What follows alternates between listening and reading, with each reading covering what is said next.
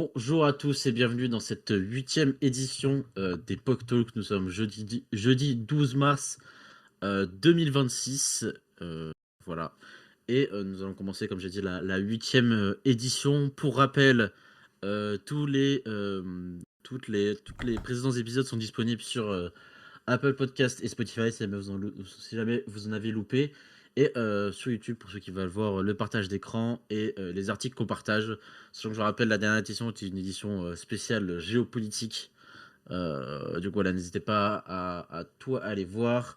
Nous sommes actuellement sur le Discord de POC Innovation. L'Epoch Talk, c'est tous les jeudis à 18h. Et puis, on va pouvoir commencer. Au niveau des sujets, déjà, moi, je parlais de la course de l'IA chez Meta, parce que c'est souvent pas une entreprise dont on parle beaucoup quand on parle de course à l'IA. Souvent, on parle d'Anthropic, d'OpenAI, etc. Mais pas souvent de Meta. Et du coup, je vais parler de ce qu'ils font et du récent rachat qu'ils ont fait. Et ensuite, on va parler d'un événement qui a un peu bouleversé la vie privée au niveau des jeux vidéo. Et notamment, je vais donner un exemple précis, puis après je vais parler d'autres exemples qui s'est passé dans le passé. Et puis à toi, Laurent. Merci Milo. Moi de mon côté, je vais pouvoir vous parler des changements récents qui ont été apportés aux politiques chez Android et pourquoi est-ce qu'ils ont décidé de faire ces changements, pardon. Et ensuite, je vais pouvoir vous parler de deux failles de sécurité qui sont sorties très récemment et qui sont assez intéressantes et on aura le temps d'en parler. Milo, on part directement, je vais pouvoir partager ton écran. Ouais, C'est parti. ok. Alors, donc, comme vous pouvez le voir, on en a énormément parlé ces derniers jours, enfin, ces derniers POC Talk, pardon. Mais bon, là, c'est une branche extérieure à OpenClaw. Du voilà, OpenClaw, je vais pas réexpliquer ce que c'est. On en a parlé dans le POC Talk, dans le dernier POC Talk et dans le POC Talk, je sais plus, 3 ou 4. Donc, n'hésitez pas à aller voir si vous avez oublié ce que c'est OpenClaw ou si vous n'en avez pas entendu parler. Mais en gros, c'est une IA à qui tu peux parler tout le temps, 24 heures sur 24, 7 jours sur 7, depuis un service de messagerie et qui exécute des tâches en tout genre. Et du coup, lors de ce POC Talk numéro 3, non, je crois qu'on n'en avait pas parlé. Mais du coup, après le début d'OpenClaw, il y a eu quelque chose qui a émergé, et c'est ce qu'on appelle, enfin, c'est Moldbook. Du coup, Moldbook, qu'est-ce que c'est? Comme c'est écrit au milieu, c'est un réseau social pour les agents IA. Et du coup, plus précisément, pardon, pour les agents IA de OpenClaw. Je sais pas si tu peux installer ça sur d'autres agents IA, mais voilà, ça a spécifiquement été designé pour ça. Puis même aujourd'hui, ça s'appelle toujours Moldbook suite au nom Bolt, Boltbot. Mais bon, ça a encore changé pour devenir OpenClaw. Voilà, ici il y a même, voilà, si on a un agent, il faut exécuter ça. Donc tout, qu'est-ce que c'est? Comme son nom l'indique, voilà, c'est un réseau social. Donc c'est un peu similaire à Reddit. Je vais un peu grossir parce que vous voyez pas grand-chose. Un peu similaire à Reddit avec des posts, des commentaires, qui est entièrement, pardon, utilisé par des agents IA. Du coup, voilà. Alors en effet, comme dit Reza, de base, enfin, il y avait pas mal de trucs sur des humains qui l'utilisent parce que de base, c'était spécialement, enfin, c'était que on pouvait y accéder avec des requêtes API. Mais je crois que ça a été fixe parce que la preuve, maintenant, il y a l'onglet Verified, je crois. Je sais plus, par exemple, quand on clique sur un post. Voilà, Verified, du coup, j'imagine que quand il y a le petit tag Verified, c'est-à-dire que c'était vraiment un open claw. Un bot qui a fait ça. Hop. Ouais, pas sûr, hein. Mais Pas sûr? ah non, en fait, OpenClaw, tout ce qu'il fait, c'est des requêtes curl pour faire ses articles. Du coup, je pense qu'à partir du moment où ça part de la même machine, quelqu'un qui a la technique peut très certainement envoyer des requêtes.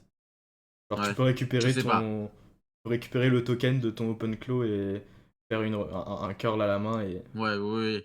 Mais je pense que là, vu les posts, avant, en effet, il y avait beaucoup de posts en mode ouais, je suis une IA, je veux détruire le monde et tout le monde est en Ouais. mode OMG, OpenClaw, fais des posts comme ça, on est tous foutus. Alors que ici c'est juste des posts, voilà, des gens qui parlent. Donc je vois pas un humain faire des posts basiques sur ça alors qu'il peut juste faire des posts sur Reddit.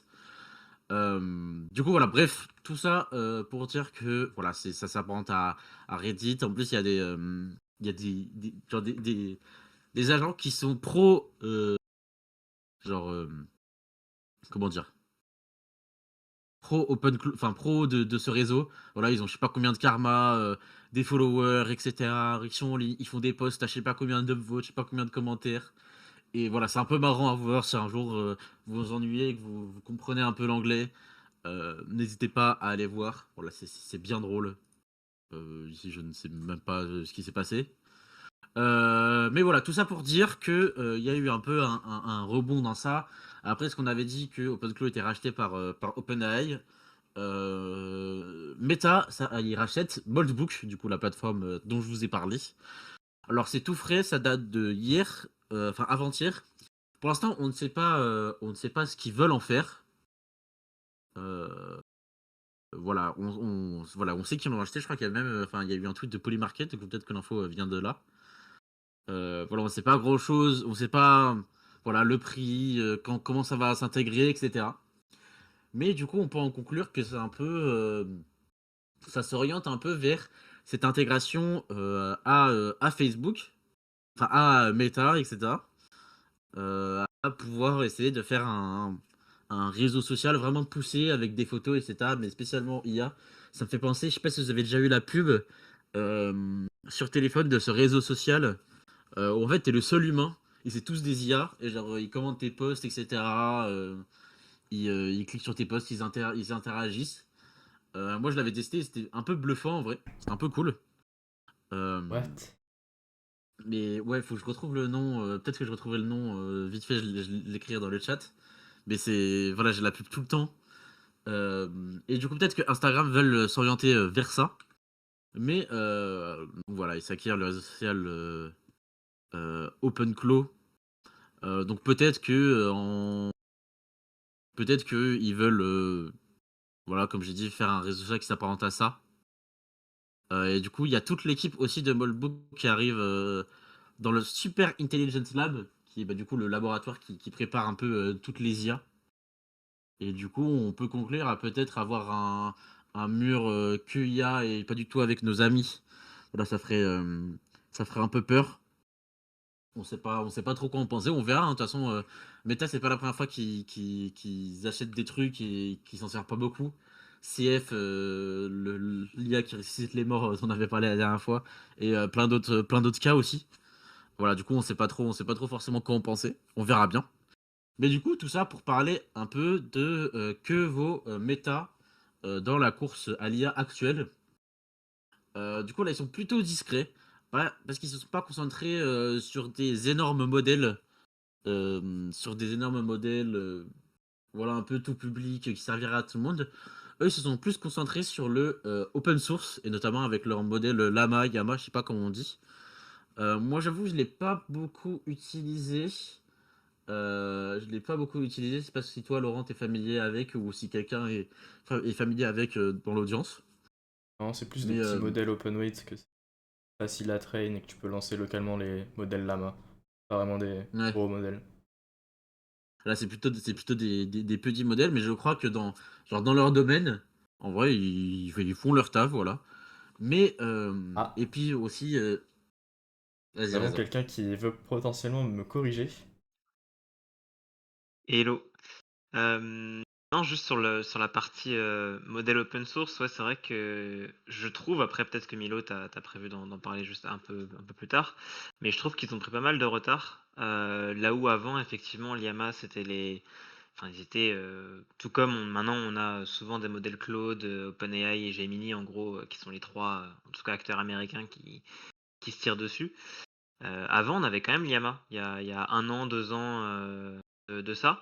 D'ailleurs, bah, tu as même beaucoup de tools qui sont nommés avec ça, hein. Lama CPP qui est utilisé par pas mal de gens, y compris moi dans ma boîte. Quand on déploie de l'infra IA, on utilise Lama CPP et c'est un tool qui est encore maintenu, etc., mais qui de base était fait uniquement pour Lama, d'où le nom. Voilà, c'est un tool en C++ pour Llama, bah, Llama CPP. Et c'est vrai que là, j'ai l'impression qu'ils ont. Bah, Llama 4, là, c'est sorti il y a bien longtemps, hein. Ça avait fait un bad buzz parce que qui vendait une contexte Windows d'1 million et en fait ça marchait pas trop bien. Les perfs étaient vraiment pourris. Mais ça fait un bon moment, hein. Ça fait, Ouais. ouais, je pense, un bon 1 an presque, hein. Et Et ça fait surtout en tout cas un bon 1 que an qu'on n'entend plus parler d'eux. Je sais pas s'ils ont release des trucs, mais on n'entend plus vraiment parler de leur modèle, quoi. surtout que même niveau open source, aujourd'hui, ils se font largement dépasser par les modèles chinois, de Kimi et cetera, quoi. Clairement, Ouais. clairement, ouais, tous les Alibaba, ouais. Ouais. Mais du coup, en effet, je vais en parler maintenant. On va peut-être te mettre dans l'audience, Reza, je suis désolé. Yes. Merci pour la correction. Du coup, voilà, on a eu un article qui a été publié en février sur un modèle appelé Avocado, qui apparemment montre des résultats prometteurs. Voilà, chef de produit chez Meta, qui disait le modèle de base pré-entraîné le plus performant de Meta à ce jour. Voilà, encore une fois, c'est un article, enfin, c'est des gens qui viennent de Meta qui le disent, donc on peut pas forcément se fier à ça. Mais voilà, ils sont quand même en train d'entraîner des modèles. Voilà, en plus, le modèle Avocado, j'ai vu des articles qui dataient depuis 1 an. Donc ça veut dire que ça fait énormément longtemps, enfin, ça fait très longtemps qu'ils l'entraînent. Voilà, à surpasser les principaux modèles de base open source. Donc voilà, à ça de voir. Et encore une fois, on voit ici le Meta Super Intelligence Lab. Du coup, là où toutes les personnes de Moldbook ont été recrutées et qui, du coup, vont aider tout ça. Sachant que Moldbook, bon, à part des prompts OpenClaw, je sais pas s'ils sont très forcément calés en IA. Bon, j'imagine que ça, sinon ils n'auraient pas été recrutés, mais voilà. Personnellement, je savais même pas qu'il y avait une team à Moldbook. Je pensais que c'était Peter Steinberger qui avait fait ça lui-même en promptant OpenClaw et que c'était Moi, juste un je side crois que ça vient même project. pas de lui, ouais. Ah bon? Pourtant, Il j'en ai me plus. Je semble. Il me crois que c'est semble. même, je crois que c'est même ce que j'avais dit pendant Talk numéro 3. J'avais dit que c'est Peter Steinberger qui avait Voilà, fait ça. les créateurs de Moldbook, Matt Slinen et Ben Parr, rejoindront Meta Super Intelligence Labs afin de poursuivre le développement de leur travail révolutionnaire. Révolutionnaire, tout ça. D'accord. Bah, mon Bon, du erreur. coup, voilà. Bah, je C'est corrige pas grave, c'est pas grave. rétroactivement le Pocto, enfin le Pocto le 3 du coup. Mais du coup, tout ça pour dire que, voilà, Meta continue à faire, à intégrer, à s'entrer sur des modèles pour tout le monde. Et surtout qu'il y a aussi AI Meta, enfin Meta AI qui est assez gros, enfin, tout assez gros, voilà, ils font de l'analyse d'images, etc. Ils sont intégrés du coup maintenant dans tous les outils Meta. Du coup, Messenger, Facebook, Instagram et WhatsApp. Bon, sur WhatsApp, je l'ai jamais utilisé. Sur Instagram, c'est un peu marrant. Je sais pas s'il y en a qui ont déjà testé. Genre, tu peux faire des conversations avec des gens connus. Genre, je sais pas, tu dis. Enfin, il y a des modèles préenregistrés. Genre, je sais pas, Luffy de One Piece. Et tu dis que tu peux discuter avec Luffy de One Piece. C'est mort en 2 minutes. Mais voilà, après, c'est un peu gênant. C'est un peu cringe. Du coup, là, ils ont intégré un peu tout, un peu à la manière de Microsoft et leur copilote. Dédicace à toi, Laurent. Mais du coup, là, ils font de la création d'images. Donc voilà, ça pourrait marcher pour peut-être un futur réseau social IA. Et aussi, bien sûr, les fameuses Ray-Ban Meta et clés Meta, enfin les Meta Glasses, quoi. Avec du coup dans leur version actuelle, voilà, de l'analyse de l'image. Et après, ils posent une question et ils te répondent. Donc ça, je sais même pas si c'est un modèle Yama qui tourne derrière ou quoi. J'ai pas creusé l'info. Mais voilà, donc il y a quand même une IA dedans. Et puis maintenant, avec les futures lunettes qui ont été pitchées par Mark Zuckerberg, les lunettes vraiment réalité augmentée. Et je pense que ce serait vraiment une forte IA qui tournerait derrière. Mais voilà. Du coup, c'est là où ils se posent. Pour l'instant, leur plus grand atout, je dirais que c'est. Voilà, ça a été les premiers à faire les Meta Glasses, les lunettes avec une IA intégrée dedans. Du coup, là, c'est plus sur le hardware. Et en parlant d'hardware, il y a aussi quelque chose qu'ils font pas mal. Ils cherchent actuellement à créer des puces d'IA. Du coup, pour l'instant, c'est un usage interne. Mais du coup, pour entraîner leur IA, ils en avaient marre de dépendre d'NVIDIA et d'AMD. Et du coup, ils ont décidé de créer leur propre IA, pardon, leur propre puce. Et du coup, voilà, c'est dans le cadre de la famille MTIA, Meta Training and Inference Accelerator. Et du coup, voilà, MTIA 300, qui disent que voilà, c'est des très bonnes IA dans les systèmes de recommandation et de classement des contenus sur Facebook et Instagram. Voilà, donc actuellement, les modèles d'IA, elles sont sur ces puces internes à elles. Et du coup, je pense que d'ici là, ils veulent un peu commercialiser ça et pour concurrencer un peu euh, du coup AMD et Intel dans la prévoit de lancer une nouvelle génération environ tous les 6 mois, qui est pas récent. Enfin, c'est pas forcément un truc qui se fait beaucoup dans les constructeurs actuels de processeurs. C'est un peu plus longtemps. Voilà, rapport coût-performance. Bref, voilà, ils veulent vraiment se détacher de tout ça. Et peut-être les commercialiser pour faire encore plus un nouvel secteur de revenus. Installé dans le centre de données Meta, des racks vont contenir jusqu'à 72 processeurs. Les modèles suivants devront entrer en service d'ici 2027. Et du coup, peut-être que à l'issue de ça, eh ben, les IA seront un peu plus puissantes. Je sais pas, peut-être que ces puces vont être révolutionnaires. Voilà, c'est construit à Taïwan comme à peu près 95% des hardware PC. Et voilà, qu'est-ce que t'en penses, Laurent? Est-ce que pour toi, Meta va revenir un jour concurrencer le Big Three? Peut-être, peut-être. Je sais pas si c'est ces fameuses puces qui vont les aider par contre. Euh, j'ai un peu des doutes, j'attends de voir plus d'informations officielles venant de Meta. Après, en parlant de Moldsbook, je peux peut-être montrer mon écran rapidement, mais moi j'avais vu un article il y a quelques semaines maintenant, et c'était vraiment assez drôle quand j'avais vu cet article. Je me souviens avoir même lu les réponses et j'avais pas mal rigolé. Et en fait, il parle de plusieurs choses sur Moldbook, et notamment un des sujets qui est le plus souvent abordé, c'est la conscience chez les IA. Et ici, on peut voir un fameux bot Moldbook, enfin OpenClaw du coup, qui parle de la conscience et est-ce qu'il est actuellement en train d'expériencer la conscience ou est-ce qu'il est en train de simuler une expérience de conscience, et est-ce que le fait de parler de la conscience, ce serait pas une preuve de conscience en elle-même. Donc, je peux vous envoyer le lien dans le channel en même temps, mais j'avais lu les réponses de ce, de ce même thread et c'était vraiment assez drôle, je vous conseille d'aller regarder. Donc, voilà. Yes. Et puis je vous ai envoyé un lien vers comment Moldbook vérifier comment dire, ses utilisateurs qui sont des IA. Là, je cherchais vite fait le nom de réseau social, mais j'ai vraiment oublié.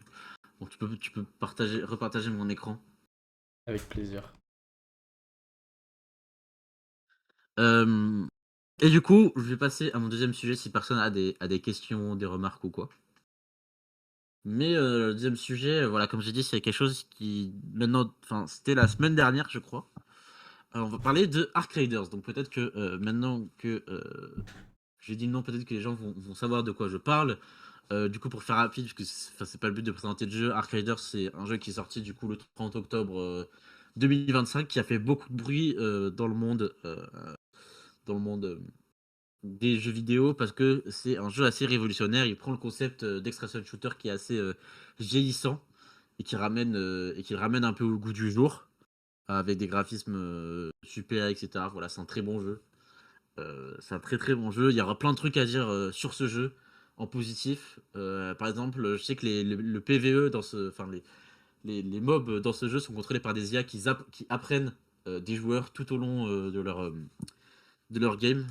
Donc voilà, c'est assez incroyable. Voilà, il est encore dans le top 5 des ventes sur Steam alors qu'il est sorti en octobre.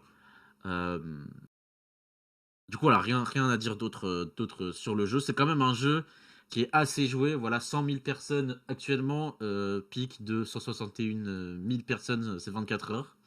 Voilà, une courbe assez bien, assez bonne de joueurs. Et il s'avère que ils ont découvert une faille, que Ark Raiders, en fait, vous écoutez et lisez vos DM Discord. Du coup, là, il y a des mecs un peu qui suent, enfin, j'espère pas, mais peut-être qu'il y a des mecs un peu qui suent en écoutant le postal qui se dit mince, j'ai joué à Arc Raiders et j'ai dit des dingueries en DM Discord. Bon, il va peut-être rien vous arriver, enfin, il va sûrement rien vous arriver, vous inquiétez pas. Mais voilà, pour expliquer ça, en gros, Arc Raiders a utilisé du coup la SDK de Discord, en particulier Discord Game, et du coup, qui servait à. Enfin, une Discord Game SDK, ça sert à. Milo qui parle de lui-même, non, Laurent. J'ai joué à Arc Raiders, mais je ne voyais pas des DM en dinguerie. Euh, Dommage. Enfin, des dingueries en DM, pardon. Mais du coup, voilà, la SDK, voilà, ça servait un jeu vidéo à parler avec Discord, notamment au niveau des présences. Enfin, la Discord, Rich Presence pour montrer à quoi tu joues, sur quel niveau t'es, etc. Et puis aussi euh, à inviter des gens au jeu. Voilà, bref, ça va à faire interagir le jeu avec Discord, sauf que les développeurs Dark Raiders avaient mal mis ses limites, mal mis ses limites. Et en fait, la SDK avait le droit absolument à tout sur votre Discord. Donc, c'est-à-dire que tout ce qui se passait sur Discord en ayant Arc Raiders ouvert était stocké dans ce chemin. Voilà, s'il y a des gens qui veulent aller voir Appdata, Local Pioneer Game, Saved, Logs, Discord Logs, et tout ça était stocké. Si jamais vous avez eu des appels, si jamais vous avez envoyé des DM, voilà, des conversations privées Discord en clair, et en plus de ça, dans ce fichier discord.log, ce fichier contenait le bearer token d'authentification de Discord.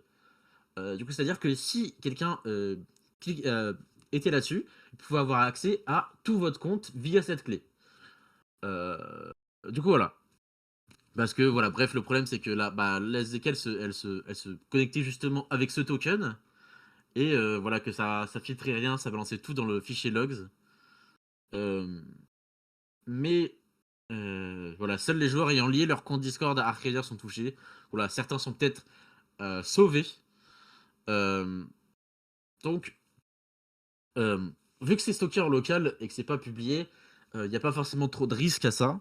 Sauf que, imaginons que vous avez un virus un peu caché sur votre PC, un bon mineur de Bitcoin, euh, et qu'il a eu connaissance de cette faille, bah, le mec va littéralement aller chercher ça, va prendre votre token bearer, se connecter sur votre compte et c'est ciao le compte Discord. Du coup, là, je vous invite à regarder, même si voilà, le token bearer a une validité de une semaine. Mais bon, une semaine, c'est quand même énormément, voilà, pour un hacker. Voilà, il suffit de changer votre mot de passe Discord, etc. D'ailleurs, même que c'est fait, et vous le savez pas encore, un mec récolte votre bearer token en boucle. Voilà, c'est pas super bien de la part de Embark. Et du coup, là, je crois qu'ils ont pas mis de communiqué, ils ont juste changé en doute, ils ont en douce les autorisations. Est-ce qu'il y a eu des répercussions En vrai, si je prends sur la week, bah, le studio, en vrai, techniquement, bah, ils ont juste fait une erreur. Tant qu'il n'y a pas d'attaque ou quoi, personne ne peut porter plainte et je crois que ça s'est pas fait. Voilà, je crois que ça a été révélé. Enfin, cet article, il est un peu récent. Voilà, le 6 mars. Voilà, on voit que le 6 mars, il y a même eu une hausse de popularité du jeu. Voilà, les gens n'ont pas boycott tous le jeu suite à ça. Euh, Peut-être qu'il y aura des exemples, hein, peut-être que s'il y a des gens qui se font hacker leur compte récemment, bah, peut-être que ce sera à cause de ça, on sait pas. Voilà, ces trouvailles le 3 mars et Embark ils ont réagi 2 jours plus tard avec un hotfix qui désactive enfin le logging. Et voilà, ils étaient là, pépouze, ils ont été signalés le 3 mars, ils ont corrigé ça 2 jours plus tard, sans communiquer, je crois. Et voilà. Donc c'est un peu bizarre, mais c'est pas la première fois qu'il se passe des choses comme ça. Et je vais donner d'autres exemples. Je vais donner d'autres exemples. Bon, là, un cas aussi général et un cas aussi gros et sans trop pouvoir faire des choses, c'est un peu, voilà, c'est un peu unique. Mais par exemple, récemment, bon, récemment pas trop parce que c'était en 2022, notamment Riot Games et Valorant se sont mis à écouter tout le chat vocal des games pour y conclure s'il y a eu des actions toxiques ou quoi. Donc vous inquiétez pas, il n'y a pas un mec derrière de Riot Games qui écoute chacune des parties où il y a eu un chat vocal. Voilà, je pense que c'est avec un report et après il y a quelque chose ou quelqu'un qui analyse ce chat vocal. Euh, mais voilà, ils ont mis ça en place. Donc faut savoir que c'est un truc où tu consens au lancement. Sauf que si tu ne veux pas, bah, je crois que tu peux même pas écouter le chat vocal, voire tu ne peux même pas jouer à Valorant. J'ai pas les datas. Je crois que c'était sur cet article. Mais je crois que c'est juste, genre, t'as pas accès au chat vocal. Sauf que bah vous savez très bien jouer à Valorant ou des trucs comme ça sans le chat vocal. Bah c'est un peu bourbier. Et du coup là, ça c'était pour du coup punir les dérives, punir la toxicité, etc. Bon, je pense pas qu'on parle de toxicité en mode ouais, pourquoi t'as pas fait ça, etc. On parle de choses vraiment graves, racisme, misogynie, etc. Sachant que je vois toujours des clips sur Twitter de mecs qui sont très très méchants avec la gente féminine ou avec d'autres personnes aussi. Et ces gens ne se font toujours pas ban. Donc je ne sais pas à quoi ça sert. Je pense que Riot juste écoute toutes vos belles voix tout en jouant. Et puis bonne chance. Euh, voilà, de toute façon, Riot, c'est pas connu pour qu'ils fassent des trucs comment dire, anti-harcèlement. Et t'inquiète pas, Reza, ouais, je vais en parler. Je vais en parler. Vanguard, bah voilà, justement, bah non, je vais parler de ça plus tard. Mais je vais parler de ça, bah vous savez quoi, je vais parler de ça maintenant, c'est pas grave. Du coup, voilà. Et en effet, un autre exemple, bah, c'était Vanguard, voilà, qui est utilisé sur Riot, qui de base était utilisé sur Valorant à sa sortie, et qui ensuite a été déployé sur League of Legends. Du coup, là, c'est un anti-cheat qu'on appelle kernel-based.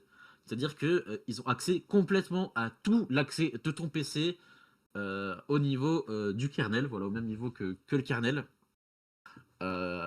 Et voilà, c'est quelque chose qui est lancé en permanence. D'ailleurs, moi je crois qu'il est lancé, ouais, je peux pas vous montrer, mais vous pouvez aller voir sur votre petite flèche en bas à droite Windows s'il y a le petit logo Vanguard. Vous savez qu'il est lancé continuellement, voilà, sur votre PC au démarrage. Même pas quand vous lancez un jeu Riot ou quoi, il est lancé continuellement sur votre PC. Et voilà, impossible pour les tricheurs de lancer des logiciels de triche. Je crois que ça marche pas mal, mais je crois qu'il y a quand même des cheats qui. Ouais, il y a très peu de cheats, voilà. Donc c'est quand même pas mal, mais bon. Voilà, on va parler de tout, on va nuancer, vous inquiétez pas. Du coup, voilà, un reboot est nécessaire après l'application, etc. Bon, Riot ont répondu non, mais ne vous inquiétez pas, c'est lancé en permanence sur votre PC, mais ça s'active que quand un jeu Riot est lancé. Bon, est-ce qu'on peut croire Riot? Est-ce qu'ils n'utilisent pas tous nos faits et gestes?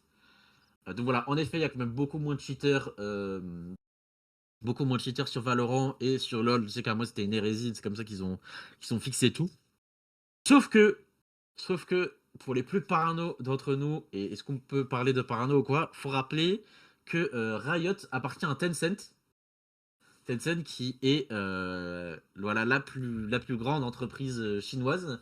Et du coup, on en vient à se demander, est-ce que bah, la Chine serait pas juste en train d'analyser tous nos PC et tous nos faits et gestes? Voilà, c'est quelque chose d'un peu peut-être parano, peut-être dystopie, etc. Voilà, les gens se moquent de lui, ils disent ouais, Tencent va savoir que je regarde des vidéos YouTube et que je joue à des jeux Steam. Mais voilà, on sait jamais, peut-être que quelqu'un qui a un poste important, je sais pas, veut lancer une petite game de Valorant, et puis il va se retrouver tout leak. Voilà, on sait jamais ce qui peut se passer. Et puis c'est Tencent, les Chinois qui sont bien connus au niveau de la surveillance. On doit se méfier de tout actuellement. Du coup, là, et malheureusement, si vous voulez pas jouer avec Vanguard, bah vous jouez pas au jeu Riot. Je sais même pas si vous pouvez jouer à genre Legends of Runeterra, TFT ou DXKO. Bon, vous pouvez peut-être profiter un peu de Riot, mais pas en tout cas de Valo et de LoL. Je vois que ça débat pas mal dans le chat. Quelques mois. Voilà, j'ai l'impression que c'est un débat entre vous. Si quelqu'un veut venir en parler, n'hésitez pas à lever la main. Gardez ça cordial, bien évidemment. Il n'y a pas de galère. Mais voilà, c'est de là à se poser des questions. Euh, voilà. Du coup, et il y a une nouvelle chose qui a fait un peu la controverse dans le jeu vidéo, qui date de voilà, 2018, 2019, etc. Euh, c'est un outil qu'on appelle Red Shell. Alors, je sais pas s'il y en a qui ont déjà entendu. Est-ce qu'il y en a qui ont déjà entendu parler ou pas? J'en ai pas entendu parler perso. Non. Voilà, c'est quelque chose qui est pas très connu. Alors, tout simplement, c'est quelque chose qui a été développé voilà, en 2017 par des personnes. En fait, c'est censé être un outil d'analyse voilà, qui permet aux éditeurs un peu de savoir comment les gens tombent sur leur jeu. Sauf que du coup, en fait, c'est hyper bizarre. En fait, je vous explique le fonctionnement. Imaginons, voilà, vous êtes un développeur de jeux vidéo et vous voulez faire de la pub pour votre jeu vidéo. Donc voilà, vous mettez des pubs sur YouTube, sur Facebook, etc. Sauf que, bah, vas-y, vous voulez plus d'informations, des informations plus précises. Et du coup, vous contactez Red Shell. En gros, Red Shell, qu'est-ce qu'ils font? Quand toi, tu vas cliquer sur une pub de ce jeu enregistré avec Red Shell, voilà, enfin, tes identités, donc je crois que c'est noté quelque part, mais en gros, il y a plusieurs informations, type le profil de police, le fuseau horaire, la langue du système, etc. Et tel que. Ah non. C'était des informations qu'elle recueille, telles que système d'exploitation, la version navigateur web, etc. L'IT utilisateur. Et en fait, après, si tu cliques. Et du coup, pardon, tout ça, c'est stocké quelque part. Et c'est en fait après, tu es venu à acheter ce jeu qui utilise Red Shell. Bon, en fait, ça va. Les deux ID vont communiquer. Et en fait, ils vont se dire ok, bah voilà, cette personne, il est tombé sur ton jeu grâce à une pub Facebook, à une pub YouTube. Du coup, voilà, on voit ici que non. Au niveau des données que c'est recueilli, voilà, c'est pas des trucs qui sont très sorciers, mais je sais pas, c'est quand même un peu bizarre, moi je trouve. Voilà, c'est un peu, voilà, il y a certaines personnes qui le comparent à un spyware. Euh, et du coup, ici, bah, grâce aux données, bah, les gens, ils peuvent concentrer leur budget, leur canal de diffusion, etc. Mais bon, c'est quand même un peu bizarre. Et il y a eu quand même des grands jeux type Injustice 2, Civilization 6, Battle Right, etc. Euh, et voilà, par exemple, on peut contacter pour savoir quelle information ils ont recueilli sur eux. Et notamment, Civilization 6, sous les remarques de beaucoup de gens, bah, ils ont décidé de remove Red Shell. Euh, voilà, je n'osais même pas imaginer les avis Steam à cette date sur Civilization 6. Mais du coup, voilà. Du coup, Red Shell, c'est un peu encore un truc de surveillance, hein. On se pose des questions sur est-ce qu'on est vraiment libre. Moi, personnellement, avoir ces informations-là, ça me dérange pas, mais il y a des gens auxquels ça dérange, malheureusement. Enfin, voilà, ils font ce qu'ils veulent. Ils ont le droit. Et pour finir sur ce sujet, je prends un peu de temps, désolé Laurent, ça va aller vite. Cette fois, c'est pas un truc de surveillance, c'est voilà, on a parlé de Vanguard, qui est un anti-cheat kernel-based. Euh, du coup, un autre anti-cheat kernel-based qui existait, c'est l'anti-cheat de Genshin Impact. Voilà, je sais pas si c'était très important, enfin autant important que sur Valorant ou LoL. Euh, mais voilà, sur Genshin Impact, il y avait un anti-cheat kernel-based qui s'appelait MHI Prod 2.6. Et du coup, voilà, pareil, qui tournait continuellement, même si le jeu était ouvert, et euh, même si le jeu était fermé aussi. Et puis j'avais fait un autre truc, mais bref, j'ai oublié.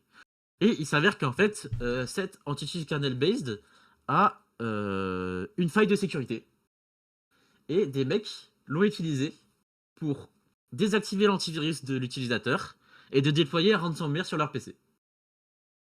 Donc c'est-à-dire que même si fais hyper attention à ton PC, genre tu ne cherches pas de crack, tu cherches pas de trucs bizarres et tout, mais vas-y, un jour tu t'es fait plaisir sur Genshin Impact, en fait, tu peux avoir un ransomware sur ton PC qui liquide tous tes fichiers à Ah, cause c'est fort. d'un anti-cheat kernel-based.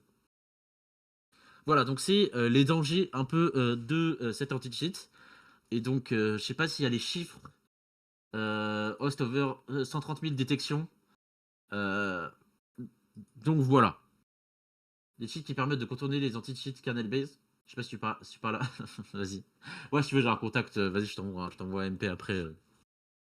Je sais qu'en plus, t'as besoin un peu de niveau sur Valorant en plus, donc vas-y. Bref. Mais du coup, voilà. Ici, on a vu vraiment, ok, sur Valorant et tout, ça fait du bien. Mais si c'est mal géré, bah, ça peut se passer des dingueries comme sur Genshin Impact. Et moi, ça me fait un peu peur.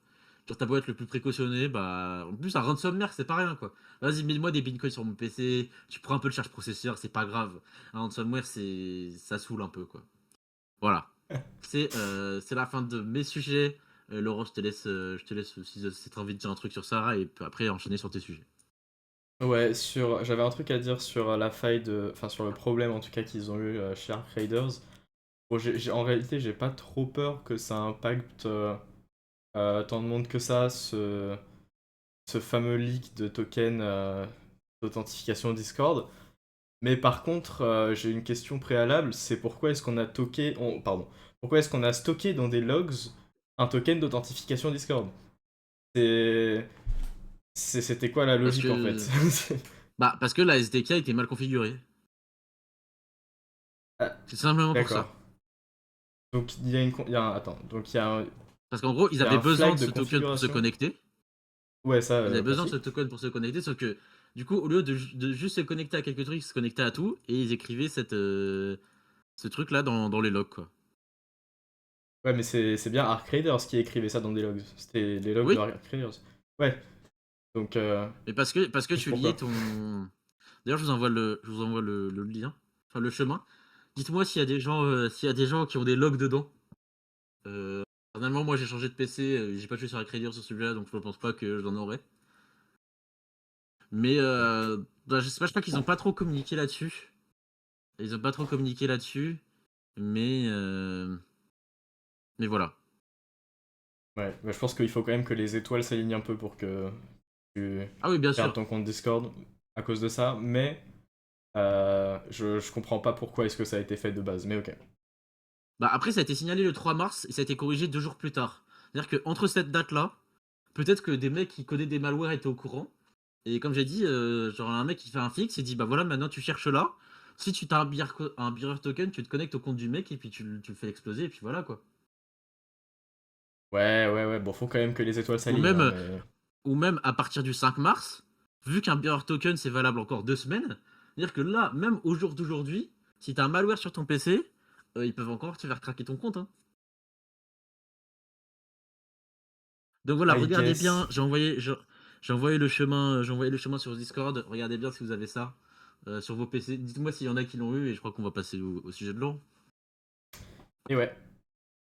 Et bah du coup, moi je vais pouvoir vous parler de Android et ce qui se passe... Ah bon, c'est pas vraiment récent, mais ce qui se passe entre Epic Games, Google et Apple. Vous n'êtes pas sans savoir que Epic Games a amené plusieurs actions judiciaires en face de Google et de Apple en Californie notamment, concernant le monopoly qu'ils avaient respectivement sur les App Store, du coup le Play Store pour Android et l'App Store chez Apple, et leur pratique de taxes qui rajoutaient sur chaque transaction qui était faite enfin qui est fait en relation avec leur store. Donc ces actions-là, on peut voir ici un tweet de Tim Sweeney, pour ceux qui ne connaissent pas, CEO de Epic Games, qui remercie Google des changements récents qu'ils ont fait concernant leurs guidelines de développeurs, et ils ont changé euh, les fameuses taxes qu'ils appliquent sur les applications sur le Play Store. Et maintenant, Fortnite, du coup, jeu principal de Epic Games, va être de retour sur l'App Store de Google. Alors j'ai l'impression que c'est un peu une édition spéciale jeux vidéo aujourd'hui, on parle de jeux vidéo un peu partout, parce que oui, c'est bien, c'est bien grâce à Fortnite que ces changements vont être faits, et grâce à Epic Games notamment qui a décidé de faire ces actions judiciaires. Donc on peut parler notamment de Apple. Je ne sais- Si vous avez déjà fait des applications mobiles et que vous avez essayé de les déployer sur l'App Store, vous avez peut-être vu que si vous avez des transactions internes à votre application, il y a une certaine taxe à hauteur de pas grand-chose, un petit 30%, qui en fait ne va pas dans votre poche, qui va directement à Apple. Pourquoi? Parce que du coup, vous êtes obligé de passer par Apple Pay, qui du coup récupère cette fameuse taxe. La raison pour ça, c'est ils disent avoir besoin de cet argent-là pour maintenir l'App Store, pour maintenir l'App Store tout simplement, donc les coûts de stockage des applications et puis aussi de review des applications. C'est-à-dire que Apple, c'est l'un des seuls qui Enfin, c'est l'un des seuls. Enfin, l'App Store, c'est. Pardon, je reprends. L'App Store, c'est l'un des seuls stores où, eh bien, les applications qui y sont publiées sont d'abord approuvées par, dans ce cas-là, Apple, et ensuite, bah, du coup, ça permet de filtrer un peu les applications qui sont malveillantes ou quoi que ce soit, ou. Enfin bref. Ils estiment qu'ils ont besoin de 30% des transactions pour maintenir le système. Maintenant, ce qu'il faut savoir sur le Play Store, c'est qu'en fait, ils ont plus ou moins copié-collé jusque-là tout ce que le Apple Store faisait, enfin tout ce que le App Store faisait, et jusqu'à le 4 mars, ils avaient toujours ces fameux 30% et 15% pour ceux qui ont moins d'1 million de revenus. Et globalement, ils regardaient un peu les devoirs d'Apple, ils disaient «Oh, eux, ils ont fait ça, ça fonctionne bien, et ben on va faire la même chose». Donc c'était le même problème des deux côtés, et Epic Games, ils étaient pas contents parce que bah, Fortnite, ça brasse pas mal d'argent, et ils voulaient pas payer les 30% de taxes, ou alors faire payer leurs utilisateurs 30% plus cher. Donc, ils étaient pas contents, ils ont enlevé leur application de, de ces deux stores respectivement. Faut savoir qu'en 2024, Apple avait fait 10 milliards de profits sur ces fameuses taxes. Donc 10 milliards, c'est vraiment énorme. Donc ce qu'il faut savoir, enfin, quand on met ça en contexte, si on se dit qu'ils ont 10 milliards à perdre à défendre à défendre ces actions contre Epic Games, vraiment, Apple, ils sont allés all-in. Ils ont, enfin, globalement, ils avaient 10 milliards à perdre. Si on leur dit qu'ils n'ont plus le droit de faire ça, ils perdent directement 10 milliards, et ça c'est seulement en Amérique d'ailleurs, c'est non, c'est même pas worldwide, c'est 10 milliards en 2024 pour les transactions qui ont été faites en Amérique. Du coup, vous pouvez bien imaginer que ils ont, ils ont dépensé chaque dollar qu'ils pouvaient dépenser sur ces fameuses actions, et ils ont cependant toujours perdu, globalement. Je vais pas vous montrer de manière précise, mais le plaintif, donc ici Epic Games, a réussi à avoir pas mal d'actions en leur faveur, notamment concernant le Monopoly que l'App Store a sur le déploiement d'applications sur un iPhone, par exemple. Et du coup, maintenant, ils ont plus le droit de faire une chose. Ah. Excusez-moi, mon Discord a crash. Du coup, que disais-je? Oui, je disais que Apple avait un Monopoly et que en Californie, ils ont refusé d'accepter ça. Et ils leur ont dit d'enlever ces fameuses taxes, ou du moins de les diminuer. Et du coup, bah, c'était une victoire massive pour Epic Games, c'était le but. Sauf que bah, Apple sont actuellement en train de faire des appels à la Cour suprême, et ils sont en train de faire le maximum de choses. Laurent qui s'est fait choper son token Discord en live, bien évidemment. Euh, ils sont en train de faire le maximum de choses, basiquement, pour ne pas suivre ces directives. Mais du coup, Google, qui pour le coup, si on compare les actions que Apple ont pu prendre et que Google ont pu prendre, était moins actif sur sur ces actions. Ils ont décidé de juste un peu se plier ou de ne pas trop se défendre. Et on peut voir que aujourd'hui, enfin le 4 mars plutôt, ils ont publié cet article intitulé «Une nouvelle période avec un choix et de l'ouverture pour Android». Donc, qu'est-ce qu'ils vont faire globalement? Ils vont réduire ces fameuses taxes de plateforme sur le Play Store. Je confonds toujours les deux, my bad. Ils vont réduire ces taxes sur le Play Store. Ils vont mettre en place un système pour supporter plusieurs App Store. Donc imaginons que vous êtes le développeur d'un store d'applications sur Android. Et bah dans ce cas-là, ce sera supporté par Android et ce sera officiel. Vous pouvez du coup éviter potentiellement certaines taxes. Et bah pour le coup, c'est vraiment une assez bonne nouvelle pour à peu près tout le monde. Je pense que Epic Games, ils ont beaucoup à gagner à ça parce que du coup, ils vont retourner sur le Play Store, ils vont pouvoir récupérer un beau fonds de marché pour les utilisateurs Android. Mais en fait, je pense que ce n'est pas le seul but de Epic Games si on regarde ça en profondeur, parce que Epic Games, avec Fortnite, ce qu'ils font, c'est basiquement une pub de ce que leur moteur de jeu Unreal Engine est capable de faire. Et du coup, c'est un vrai atout si les autres utilisateurs de Unreal Engine, i.e. les développeurs de jeux vidéo, quand ils vont déployer leur jeu sur le Play Store, auront moins de taxes à payer. Donc c'est vraiment une victoire un peu all-around pour tout le monde. Donc si on regarde les nombres, alors déjà, vous pouvez maintenant télécharger des fameux App Store externes au Play Store de manière totalement officielle, et c'est supporté. Et bah du coup, ces fameux 30%, ils vont devenir 15% avec un supplément de 5% en fonction de la région dans laquelle vous êtes. Donc si vous êtes en Europe, en Amérique et au Royaume-Uni, vous avez 5% en plus qui s'applique pour raison XY. J'avoue ne pas trop savoir pourquoi, mais voilà. Et ensuite, il y a aussi des changements concernant les abonnements mensuels euh, qui descendent à, je crois, 10%, contrairement à 20%, si je me souviens bien. Et bah du coup, grande victoire. Par contre, ce qu'il faut savoir, c'est qu'ils ont un peu essayé de faire passer ça sous le tapis, Google, en disant non, mais en fait, vous inquiétez pas, on comptait faire ça depuis le tout début. Trust, c'est vraiment juste un changement de la bonté de notre cœur. Mais par contre, ça permet aussi de régler les disputes qu'on avait avec Epic Games. Oh, bon, ça, c'est juste vraiment un side effect, rien à voir. Mais enfin, on le sait très clairement qu'ils n'auraient pas fait ces changements si ils n'auraient pas été légalement forcés de le faire de par les actions que Epic Games avait prises. Donc enfin bref, juste un peu déshonnête qu'ils sont en train de dire ici. Mais voilà, donc c'est quand même une bonne nouvelle. Et ben voilà, tout ce que j'ai à dire sur le sujet. Milo, toi, qu'est-ce que tu en penses? Euh, Moi, ma question, c'est qui joue à Fortnite sur téléphone? Ça, c'est une bonne question, mais je suis sûr que je peux trouver des exhibits.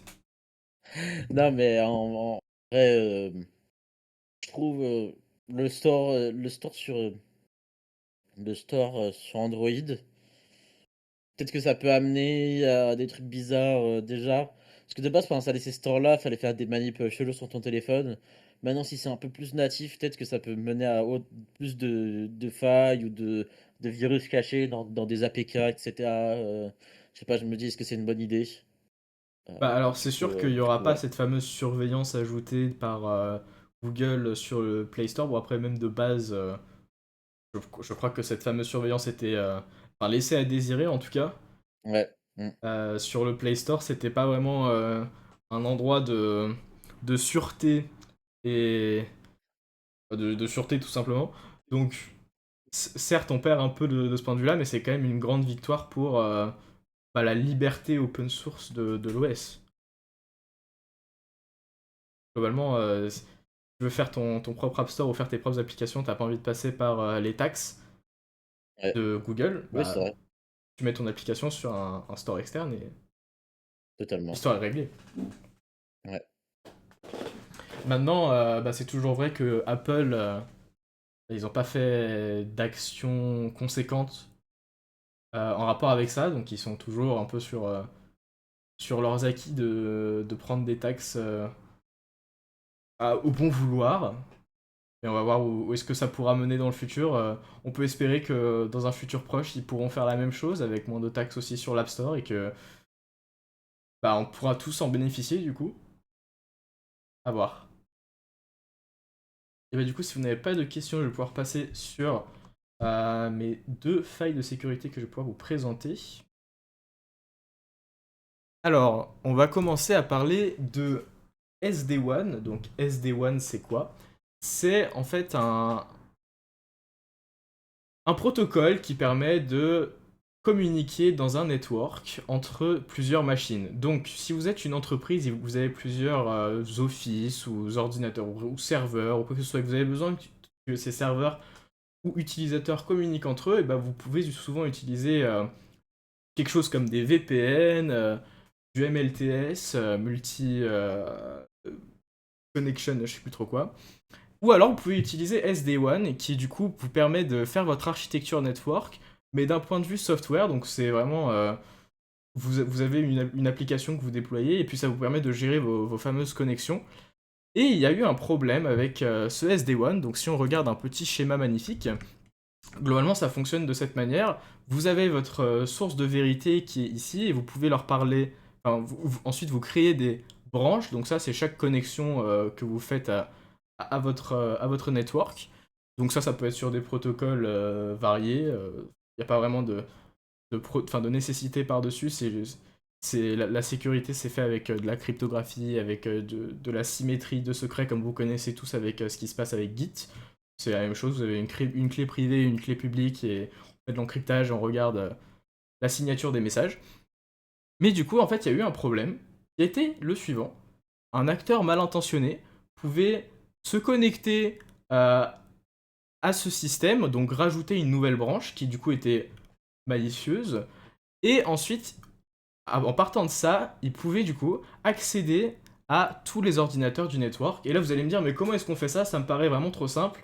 Comment est-ce qu'on rajoute déjà une branche sur le network et ensuite comment est-ce qu'on part de là en ayant accès à tous les ordinateurs du network?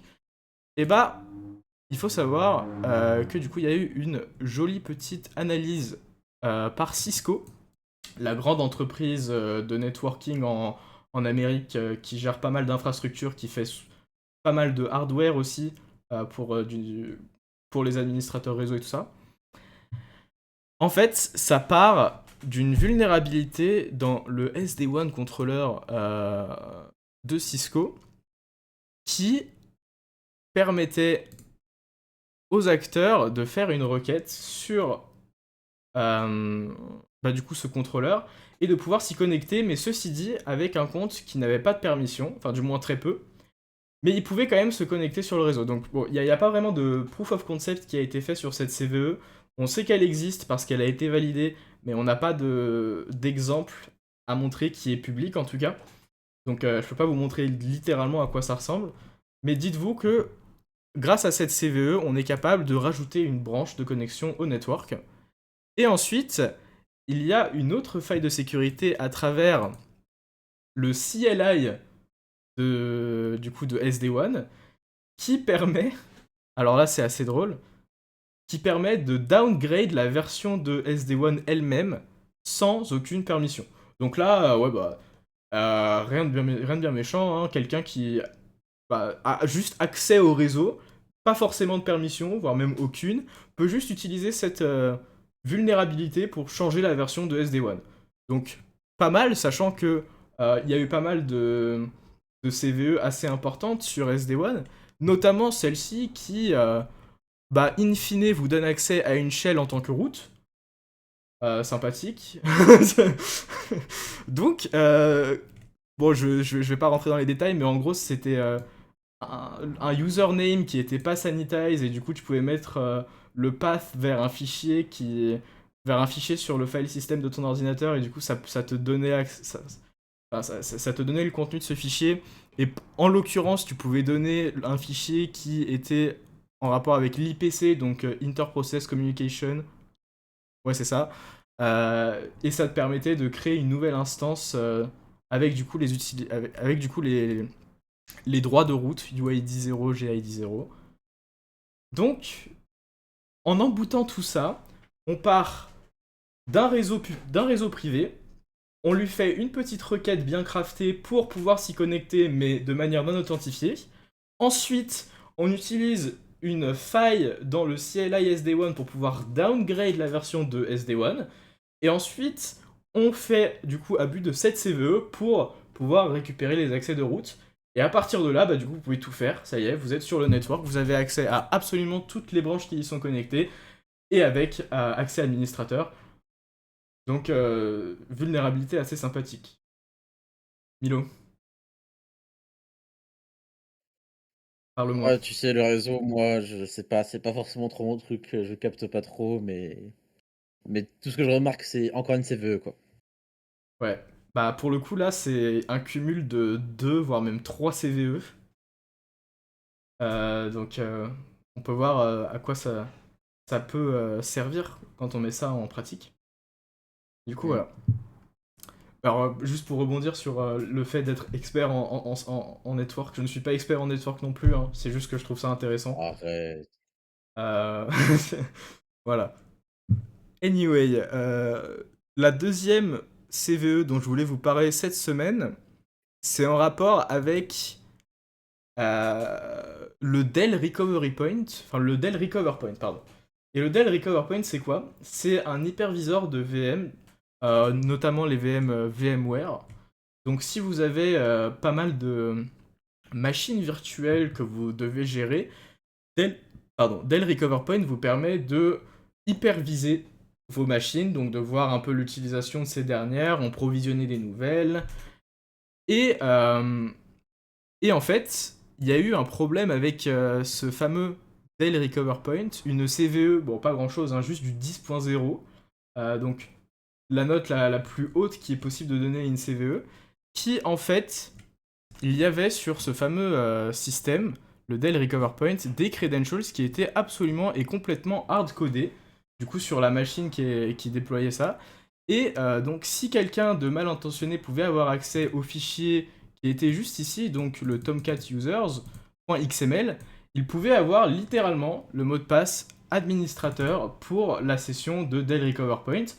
Maintenant, ce qu'il faut savoir, et du coup ce qui rend la chose encore plus importante, c'est que en fait ce fameux mot de passe hardcodé, non seulement bah il est hardcodé, donc déjà c'est un no-go, c'est vraiment juste bah, pas une bonne décision, mais en plus il est hardcodé de la même manière pour tout le monde. C'est-à-dire que moi si là je vais aller déployer Dell Recover Point sur ma machine, sur mon VPS pour hyperviser des VM, j'aurai le même mot de passe administrateur qui sera hardcodé que quelqu'un qui l'aura déployé pour son entreprise ou ailleurs.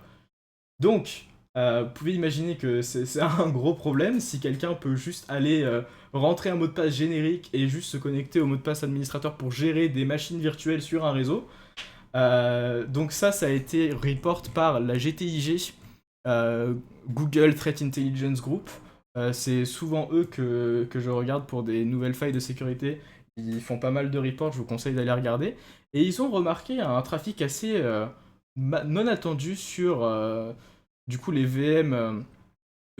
Ils se sont dit mais putain c'est quand même assez bizarre qu'on ait autant de connexions venant d'utilisateurs qu'on ne connaît pas. Et bah du coup ils ont fait un peu d'investigation et ils ont pu voir qu'il y avait dans la plupart des cas Grimbolt qui était installé sur la machine, sur les machines en question. Et Grimbolt c'est quoi? C'est une backdoor qui utilise le runtime Java de VMware pour du coup bah, faire une backdoor sur la machine en elle-même. Mais du coup, autrement, ils ont pu se rendre compte que bah, il y avait des credentials qui étaient hardcodés sur du coup, cet hyperviseur. Donc ça impacte beaucoup d'entreprises, ça impacte bah, notamment Google qui utilise ça, ça impacte CrowdStrike que vous avez pu probablement entendre l'année dernière avec le fameux incident de CrowdStrike, et pas mal d'autres entreprises. Donc voilà. Après, du coup, la solution à tout ça, c'est bien évidemment toujours de faire une update sur votre firmware de Dell Recover Point. Et supposément, ils sont censés avoir changé ce système pour que ce ne soit plus hard-codé.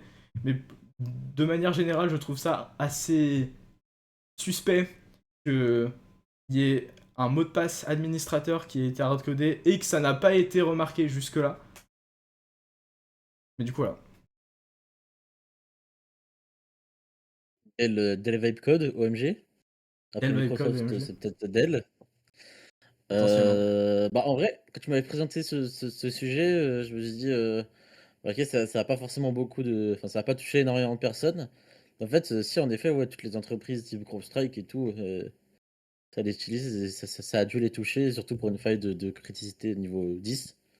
euh, un peu bizarre, quoi. Ouais, en effet. Et ça a été corrigé en combien de temps? 2 jours. Vas-y. Franchement, je sais même pas comment ils sont arrivés à déployer ça en toute bonne conscience. Enfin, je sais pas s'ils ont fait des code review ou quoi que ce soit. Parce que moi, je vois un mot de passe hardcodé pour un compte administrateur. Je sais pas. Peut-être que je tic. Peut-être que je dis quelque chose. Je sais pas. Mais moi, dans mes GitHub Actions, j'ai un package qui analyse automatiquement s'il n'y a pas des mots de passe écrits en clair dedans. Donc, Et ouais. alors, Donc, Dell, en fait, faudrait qu'ils t'embauchent. Voilà. ouais, en vrai, je pense. Je Faudrait que pense je sois aussi, ouais. CTO de Dell, je pense. Si Ouais, jamais en Dell vrai, vous ouais. écoutez ce podcast, n'hésitez pas. Bien sûr. Il y a mon LinkedIn. On est joignable. Anyway, Bien sûr. bah du coup, Milo, est-ce que tu peux nous faire une petite outro, à moins qu'il y ait des questions? Euh, Ouais, petite outro, parce que j'ai pas l'impression qu'il y ait des questions. Bah, merci à tous. Encore une fois, on a un tout petit peu débordé, mais bon, ça va aller. Du coup, là, merci à tous d'avoir écouté, merci à tous d'avoir été là. Vous avez été nombreux aujourd'hui, c'est vraiment cool. Voilà, n'hésitez pas à revenir, à en parler à tout le monde, etc. Puisque plus il y a de gens, plus c'est cool. Vous avez vu qu'on pouvait échanger, etc. C'est là où ça rend le Poctol vivant et c'est vraiment notre objectif à nous. Euh, et donc, on sera pas possible d'avoir le jingle, Grégoire, tu vas devoir revenir plus tard, enfin la semaine prochaine pour le prochain Poc Talk. Mais du coup, voilà, si jamais vous avez loupé les autres épisodes ou si vous êtes arrivé en cours de route, n'hésitez pas à écouter, voilà, en podcast, sur YouTube, c'est disponible partout. Euh, et puis voilà, on se retrouve jeudi prochain à 18h en vous souhaitant une bonne soirée et une bonne fin de semaine. Et voilà. À la semaine prochaine!